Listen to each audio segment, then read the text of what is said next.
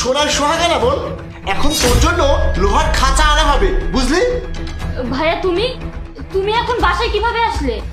আরে এইটা আমার জন্য ভালো হয়েছিল যে আজ আমার অফিসে আইটি টেকনিশিয়ান এসেছিল। সে আজ আমার চোখ খুলে দিয়েছে।